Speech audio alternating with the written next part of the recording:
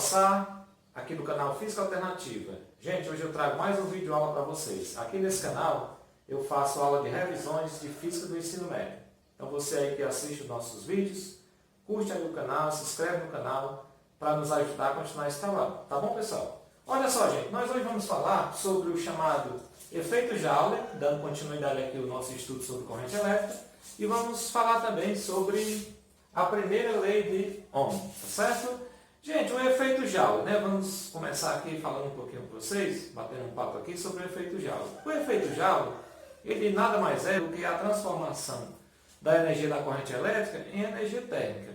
A gente já sabe disso. Ou seja, quando eu tenho um condutor, que a corrente começa a passar por esse condutor, ela acaba aquecendo um pouco esse condutor. É por isso que os aparelhos eletrônicos, eles aquecem quando estão em funcionamento, quando estão ligados, tá certo? Bem, isso se dá, esse aquecimento, essa transformação da energia da corrente em energia térmica, se dá basicamente devido ao choque que os elétrons livres vão ter com os átomos que compõem o próprio material do condutor, tá certo? A gente já viu lá na aula de corrente elétrica que os portadores de carga nos metais são os chamados elétrons livres. Então o que acontece é o seguinte, a modo bem grosseiro, né? Ou seja, a grosso modo, o que vai acontecer é mais ou menos o que está esquematizado aqui nesse desenho que eu fiz. Quando você tem um fio e você submete ele a uma diferença em potencial, imediatamente se estabelece um campo elétrico e aí o campo elétrico vai ordenar o movimento desses elétrons. Isso por quê? Em um fio normal de cobre, por exemplo, ele estando a temperatura ambiente, devido à temperatura no material, os elétrons eles vão estar se movimentando a uma velocidade altíssima, algo em torno de 10 elevado a 6 metros por segundo. Só que esse movimento ele é caótico. Quando a gente fala em movimento caótico, desordenado, quer dizer que esse elétrozinho ele está se movimentando, mas é de forma maluca, né? Hora para a direita, hora para a esquerda, para cima, para baixo, ele não tem um movimento definido, tá certo? Então, quando o campo elétrico se estabelece no fio, esse campo elétrico, as ações de campo, né, vão fazer com que ele agora tenha um movimento ordenado. Mas aí quando ele tem esse movimento ordenado, essa velocidade dele cai e diminui. Passa a ser algo em torno de 10 a menos 4 metros por segundo. Para você ter uma ideia, ele vai demorar em média 1 minuto para poder se deslocar 1 centímetro. Tá certo? Então essa é mais ou menos a velocidade do elétron durante a corrente. E aí nesse trajeto da corrente elétrica, ele vai se chocar com os átomos que compõem o material. Esses átomos, naturalmente, devido às ações térmicas, eles têm uma vibração, eles vibram em torno de suas posições. Eles têm uma certa energia de vibração. Aí quando esse elétron vem, se choca com esse átomo, né? Ele vem aqui na corrente, antes do choque, se choca com um átomo do material, aqui é depois do choque, esse desenho, e aí essa energia de vibração que o átomo tinha, representada aqui pelas listas vermelhas, vai aumentar. Porque ele se chocou, esse elétron desvia um pouco, mas depois o campo elétrico puxa ele novamente, aí ele segue o seu caminho, estabelecendo a corrente elétrica, e sempre que ele deixou parte da energia cinética no átomo, quando houve o choque entre a massa do elétron e a massa do átomo. Aí esse átomo, que já tinha uma certa energia de vibração, passa a vibrar um pouco mais forte, sendo que ele desprende essa energia, né, ele dispersa essa energia acrescentada para o meio ambiente em forma de calor. E aí daí é chamado o efeito Joule. Uma contribuiçãozinha dessa somente não surtiria muito efeito, mas acontece que são milhares, né, são milhões de contribuições, isso porque a corrente elétrica é feita através de milhões de elétrons, tá certo? Então, somando todas as contribuições, esse calor ele é bastante significativo e é perceptível que os sistemas aquecem quando são atravessados por corrente elétrica. Então, a grosso modo, é claro que essa explicação é uma explicação bem simples, porque isso aqui tem a ver com a estrutura da matéria, né? Tem a ver com o limite de velocidades, tem todas as outras questões que eu não estou abordando aqui. Mas, a grosso modo, é isso que ocorre. A energia térmica é provocada, é gerada, transformada, devido a essa ideia do choque entre o elétron livre e os átomos que compõem o material. Tá certo, gente? Então, Olha só, baseado nisso, nós vamos ter a chamada primeira lei de Ohm.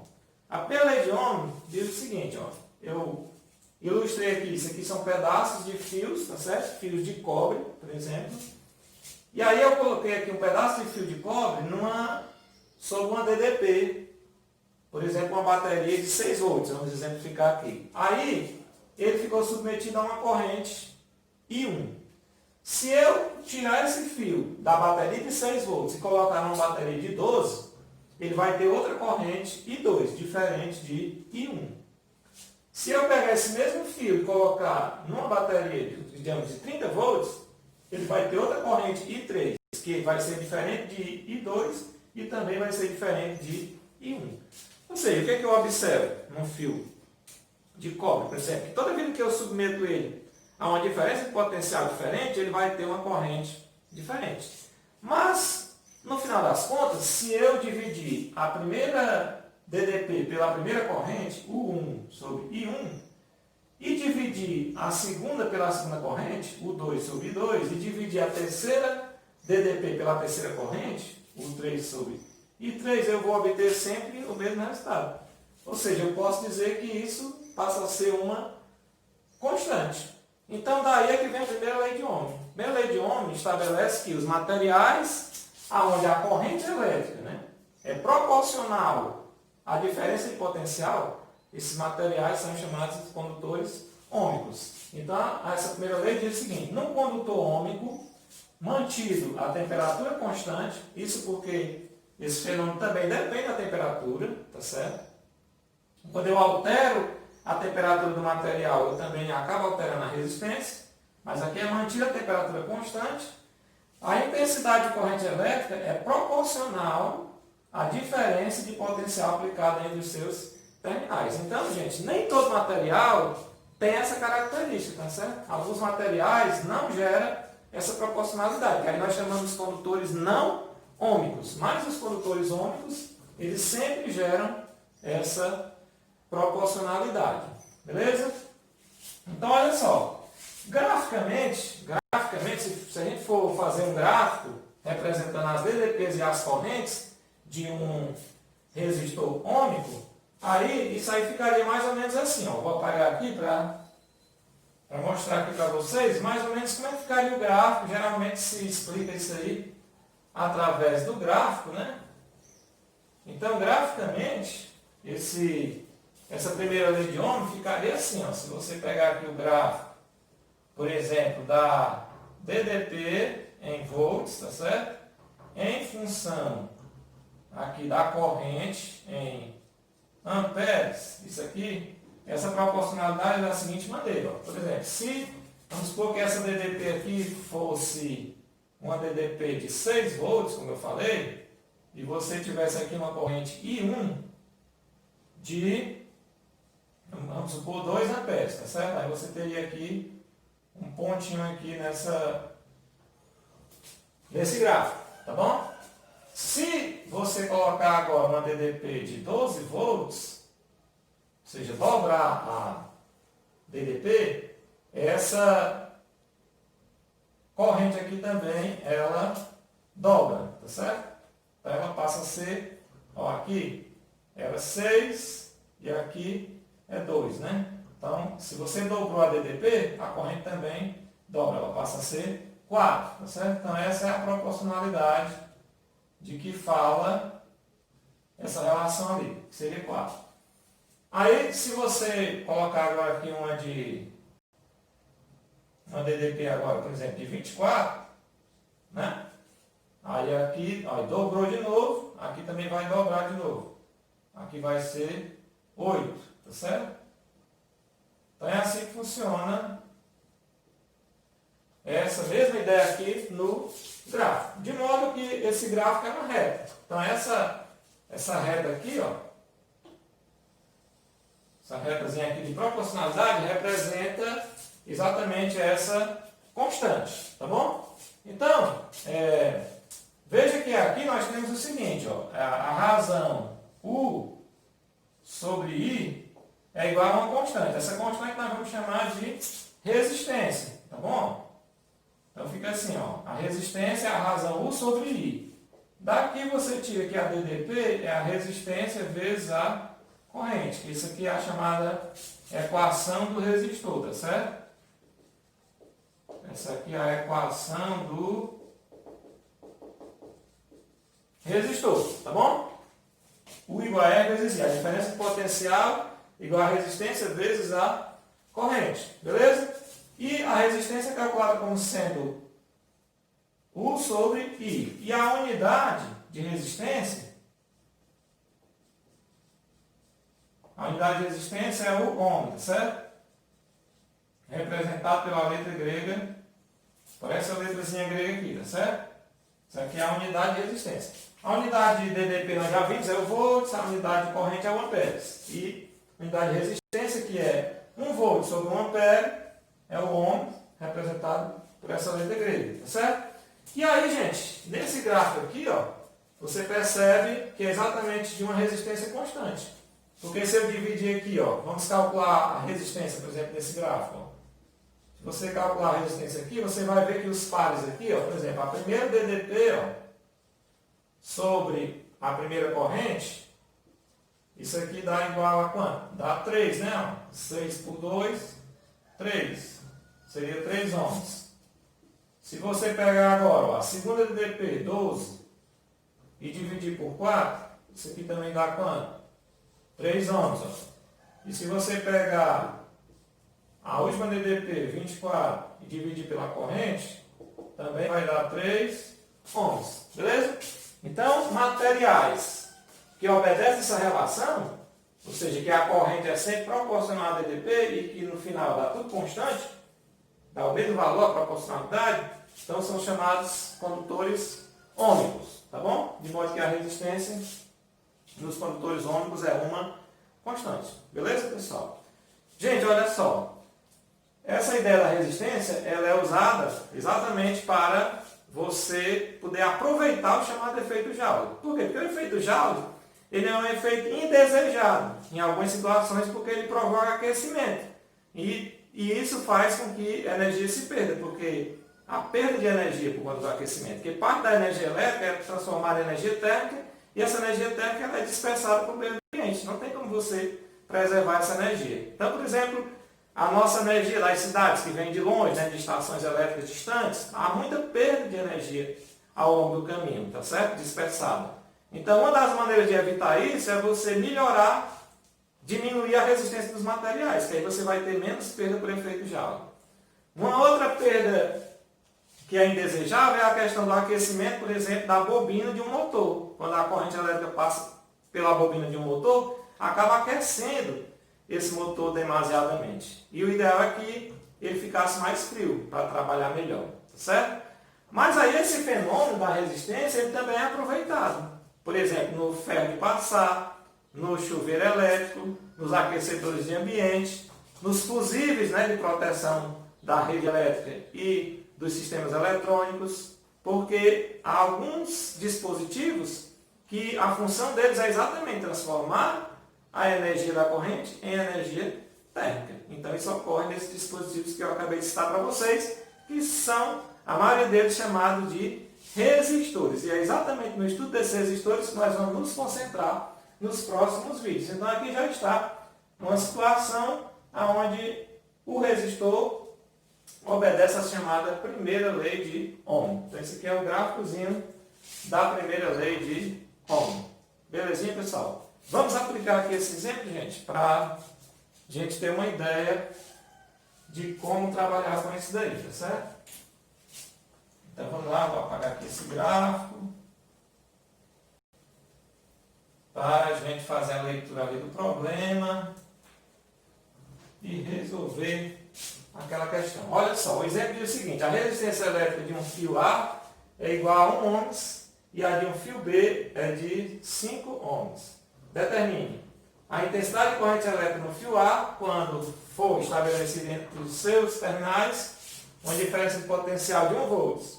O item B, a razão IA sobre IB entre as intensidades de corrente do fio A e B quando submetidos a uma mesma diferença de potencial. Então vamos aqui, gente. Ó. Lá, naquela situação, o que foi dito foi o seguinte, você tem um fio A, e esse fio A, ele tem uma resistência, vou chamar de RA, resistência de 1 ohm, tá certo? E o fio B, vou chamar a resistência dele de RB, é igual a 5 ohms. Então, aqui você já percebe que a resistência do fio B é 5 vezes a resistência do fio A. Isso quer dizer que por ele vai passar uma corrente 5 vezes menor do que a que passa em A. Porque o nome resistência é um nome sugestivo. Representa o quê? Representa a dificuldade que a corrente vai ter de passar sobre o fio. Então é uma resistência mesmo. É como se você tentasse correr no meio de uma multidão. Você sair batendo em todo mundo, você ter resistência. É a mesma coisa que o elétron faz quando ele se choca com os átomos. Ele sai impulsionado pelo campo elétrico, né? Puxado pela ação do campo, mas só que ele vai encontrar vários átomos pelo meio do caminho. Então ele vai ter que sair se chocando, e isso é a chamada resistência que vai provocar o efeito Joule, certo? Então, quanto maior a resistência, menor a corrente. Mais lentamente os elétrons vão atravessar o material, tá bom? Então ali está, resistência de A, resistência de B. No item A, ele pergunta o seguinte, a intensidade de corrente no fio A, quando for estabelecido entre os terminais uma diferença potencial de 1 volts. Aí está aqui a equaçãozinha, né? Ele quer saber a corrente no fio A quando nos terminais for uma voltagem de 1 volts. Então, a resistência de A é 1, você vai escrever aqui a equação do resistor. U igual a, vai ser RA vezes I, né? Então, aqui vai ser 1 volts, ele diz, e o RA é 1. Ele quer saber o I. Então, o I vai ser 1 sobre 1, né? Que dá 1 amperes. Então, o item A é bem simples, porque a resistência de A é 1, e se eu submeter ele a uma diferença potencial de 1, a corrente vai ser também 1, tá certo? E o item B diz o seguinte, a razão IA e B entre as intensidades de corrente no fio A e no fio B, quando submetidos a uma mesma diferença de potencial. É aqui que você fica atento, porque você vai igualar os potenciais, já que ele está dizendo que é a mesma. Então você vai escrever assim, ó. Usando essa mesma equaçãozinha aqui, ó, U igual a R vezes I, você vai ter essa equaçãozinha aqui que você vai usar, né? A equação do resistor. A maioria dos problemas você utiliza essa relação. Então daqui você pode escrever o seguinte, ó, a DDP de A, por exemplo, vai ser quem? Vai ser RA, né? Vezes IA, tá bom? E a DDP de B? A DDP de B vai ser RB vezes IB, tá certo? Como ele diz que é a mesma diferença potencial, você vai igualar o A com o B. Então, a raciocínio da questão é fazer o A igual a o B. Pronto. RA. Aí vai ficar assim, né? O A igual ao B vai ficar assim, ó. RA vezes IA igual a RB vezes IB. Tá bom? Quem é o RA? Tá aqui, foi dado. O RA é 1. Então vai ficar 1 vezes IA. E o RB é 5. 5 vezes IB. E como ele quer a razão IA vezes IB, né? Nessa questão aqui, ele quer a razão IA vezes IB. Quer que você calcule isso, né? Fazer um dividido pelo outro. Então, se você dividir aqui, ó, 1 vezes IA é o próprio IA. Então, fica IA, passa esse IB dividindo. Né? E isso aqui dá igual a 5. A razão aqui é 5 exatamente porque nós já tínhamos visto no início, né? Como a resistência de RA é 1 e a de RB é 5, então isso quer dizer que a corrente de A vai ser 5 vezes maior do que a de B, porque a resistência dele é bem pequenininha, então vai passar bastante corrente. Já a resistência desse é maior, vai passar menos corrente. Beleza, pessoal? Então aqui foi só para a gente dar uma pincelada. Nós vamos ter aí mais vídeos na continuação desse estudo, que nós vamos agora para os resistores. Tranquilo? Fui!